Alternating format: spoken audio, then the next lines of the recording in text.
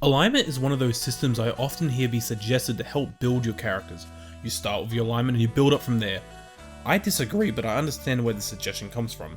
Firstly, one of the biggest issues with alignment is that all personalities were trying to force into one of 9 boxes. And honestly, these qualities fail to take everything into account. It's simply an axis of evil versus good and order versus chaos. Often we see memes of people trying to fill out these boxes with different fictional characters. For example, Darth Vader is clearly a lawful evil character, whereas Robin Hood is a chaotic good character. And the amount of arguments people on the internet get into whether certain characters should be chaotic neutral or true neutral is really telling of the system's flaws. To understand exactly why alignment is such an outdated system, we need to look at how it was once used. In early editions of Dungeons & Dragons or other TTRPGs such as Pathfinder, alignment was used as a restricting aspect of your character. If you wanted to be a paladin, you had to restrict yourself to only the lawful good quadrant, and to be a monk, you had to be of a lawful alignment.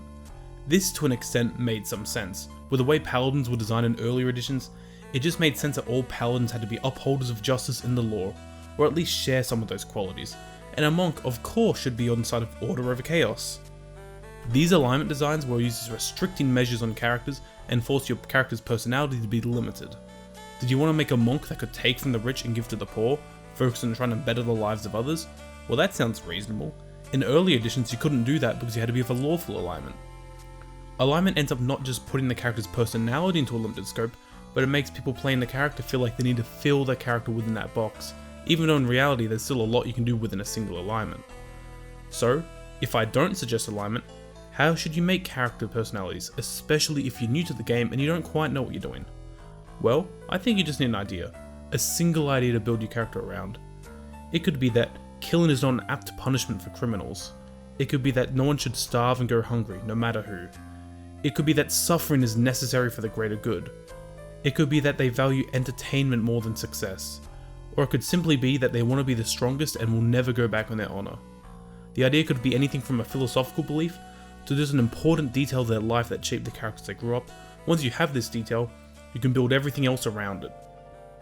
Is there anything I like about alignment? Surprisingly, yes. As a dungeon master, I find it so helpful when I'm running a module. If I flip to a page and find an NPC and it gives me their alignment, I have a really good idea how they might react to certain things. Furthermore, Curse of Strahd had a really fun use of alignment in my opinion. It used the evil alignment as a sign of corruption, and many dark artifacts such as a mirror that allows you to send a magical assassin after anyone you know, or these ancient sarcophagus which hold dead gods, have a chance to turn you evil if you ever use them. The amber sarcophaguses force you to make a saving throw anytime you use them, or become evil and an NPC under the dungeon master's control. And each time you'd use the mirror to summon an assassin, there was a chance you may become evil, and then the assassin will kill you instead. Honestly, in a campaign like Curse of Strahd, I love this corruption aspect, and if it was a little bit more fleshed out, maybe with corruption points, I'd love it even more. I think alignment still has its uses, but I think it should be more of a tool for the dungeon master than anything. It's also worth mentioning that spells such as protection from good and evil don't have anything to do with alignment anymore. What do you think?